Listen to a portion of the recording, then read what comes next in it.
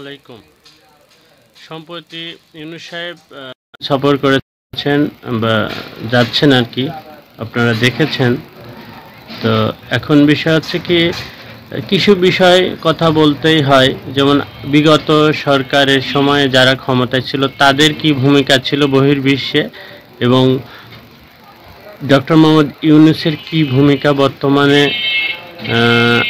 তৈরি হচ্ছে এবং অতীতেও ছিল, সেই বিষয়টা নিয়েই কিছু কথা বলবো। তো দেখেন যে ইউনূস কেন শি জিনপিংয়ের অভ্যর্থনা গ্রহণ করলেন না, এটা সবারই প্রশ্ন জাগতেই পারে মনে। দেখেন বিষয়টা যে 28 তারিখে যে বেইজিংয়ের শির সঙ্গে দেখা করার কথা ছিল ইউনূসের, কিন্তু ইউনূস হাইনান প্রদেশে গেছেন আগে। কারণ অবশ্যই আছে কেন উনি হাইনান প্রদেশে গেলেন। হাইনানের প্রাদেশিক সরকারের সঙ্গে তার পুরাতন সম্পর্কের উপর ভিত্তি করে সেখানে তিনি নিজের প্রভাব খাটাইলেন। বোয়াও সম্মেলনে উদ্বোধনী বক্তব্য দিলেন, রোহিঙ্গা ইস্যুর কথা উঠাইলেন। যেহেতু মিয়ানমার সংকটে আন্তর্জাতিক খেলোয়াড় হিসেবে সবচেয়ে বড় প্রভাব রাখে চীন, আর হচ্ছে ভিয়েতনাম, লাওস, কম্বোডিয়া, থাইল্যান্ড ইত্যাদি দেশের উপকূলে হাইনান প্রদেশ, যেইখান থেকে বোয়াও সম্মেলনে যোগ দিয়েছেন সরকার প্রধান সহ গুরুত্বপূর্ণ লোকেরা, 60 দেশের প্রায় 2000-এরও বেশি মানুষ। থাইল্যান্ড ও লাওসের সঙ্গে মিয়ানমারের সীমান্ত, যেই আরেকটা কারণে বোয়াও সম্মেলনে রোহিঙ্গা ইস্যু তোলার গুরুত্ব আছে।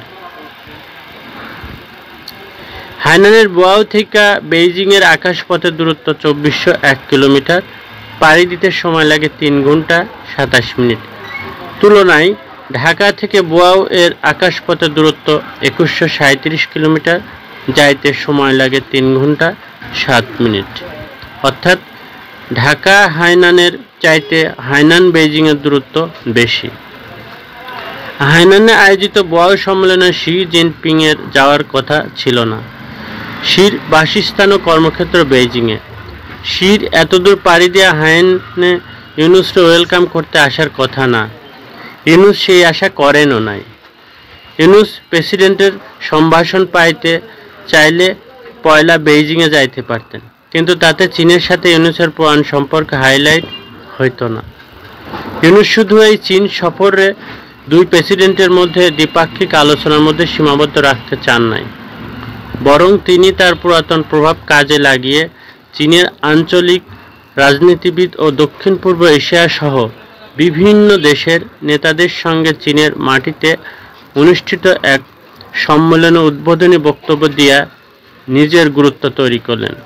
আগে শির সঙ্গে মোলাকাত করতে চাইলে এই গুরুত্ব খাটো করা হইতো বলেই মনে করি। তো এই বিষয়ে বেশ কয়েকজন মতামত দিয়েছেন কথা বলতে। যে তো রিয়াদ আহমেদ বলেছেন যে সবাই ওনার জন্য বেশি বেশি দোয়া করবেন, আল্লাহ ওনাকে আমাদের জন্য নিয়ামত হিসেবে পাঠিয়েছেন। তারপরে লেখছেন সৈকত বিন আলী, উনি লিখেছেন যে আহা, আমরা ওনাকে যদি 5 বছর পেতাম। মোহাম্মদ সহল হোসেন লিখেছেন আমরা এমন একজন নেতা চেয়েছিলাম, আলহামদুলিল্লাহ।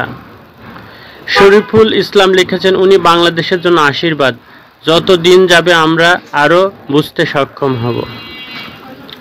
হাসনাত মোহাম্মদ লিখেছেন গত বছর বেইজিংয়ে শেখ হাসিনার সফর সঙ্গী ছিল মাত্র 196 জন, এবছর ডক্টর ইউনূসের চীন সফরের সঙ্গী ছিল মাত্র 57 জন। মোহাম্মদ জাবির মজুমদার লিখেছেন আমরা সত্যিই সৌভাগ্যবান যে ডক্টর ইউনূসের স্যারের মতো বিশ্ব বরেণ্য নেতাকে পেয়েছি। যদি ধরে রাখতে পারি দেশ আরও এগিয়ে যাবে ইনশাআল্লাহ। তৌহিদুল ইসলাম লিখেছেন ডক্টর ইউনূস স্যার একজন পাক্কা খেলোয়াড়, তার আরেকটি প্রমাণ চীনের এই সফর। মোহাম্মদ রফিকুল ইসলাম লিখেছেন ওনাকে আমাদের খুব প্রয়োজন, উনি আমাদের উজ্জ্বল নক্ষত্র, যে কোনো মূল্যে ওনাকে আমাদের ধরে রাখতে হবে, ওনাকে আমরণ রাষ্ট্রপ্রধান হিসেবে রাখতে চাই। সানোয়ার হোসেন বলেছেন আমরা এতদিনে একজন রাষ্ট্রপ্রধান পেয়েছি যিনি বাংলাদেশকে মর্যাদা দিতে শিখেছেন এবং মর্যাদা দেওয়ার জন্য বহির্বিশ্বের কাছে তুলে ধরেছেন। ধন্যবাদ আমাদের মাননীয় প্রধান উপদেষ্টাকে। শহীদ উমর লিখেছেন, ইন্ডিয়ার পুচ্ছে আগুন ধইরা গেছে মনে হয়। অ্যাডভোকেট সাব্বির আহমেদ বলেছেন, হ্যাঁ ভোট এবং না ভোটের আয়োজন করে ডক্টর ইউনূসকে আজীবন রাষ্ট্র ক্ষমতায় রাখা উচিত। আর কে রানা লিখেছেন, that's why he is a global person. আল্লাহ পাক যদি ওনাকে 2-3 বছর বাংলাদেশের ক্ষমতায় রাখেন, তাহলে আমার বিশ্বাস উনি বিশ্ব রাজনীতিতে গুরুত্বপূর্ণ হয়ে উঠবেন। এম এ রকিব লিখেছেন, আমরা গর্বিত আমাদের একজন ডক্টর ইউনূস আছেন।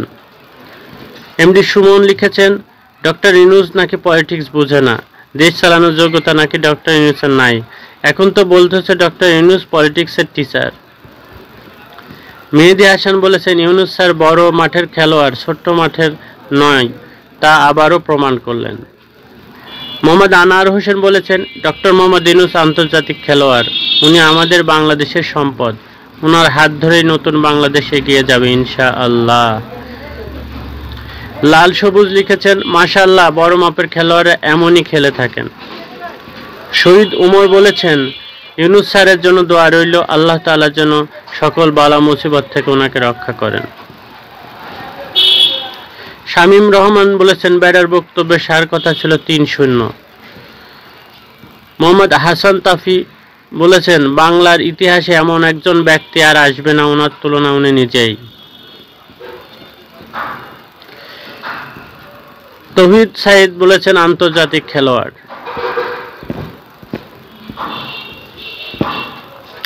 তো দেখেন, আমি এতগুলো এই কমেন্ট, এই পোস্টটা করা হয়েছে, এই পোস্টের এগেনস্টে যারাই কমেন্ট করেছে সবাই পজিটিভলি অ্যান্সার দিয়েছে। তারা সবাই ডক্টর মোহাম্মদ ইউনূসকে ক্ষমতায় রাখতে চান।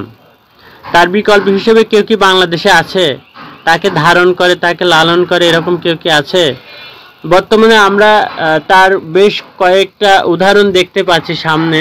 বেশ কিছু পরিবর্তন হচ্ছে বাংলাদেশে, যেটা বিগত কোনো সময়ই এই দেশে সাধিত হয় নাই।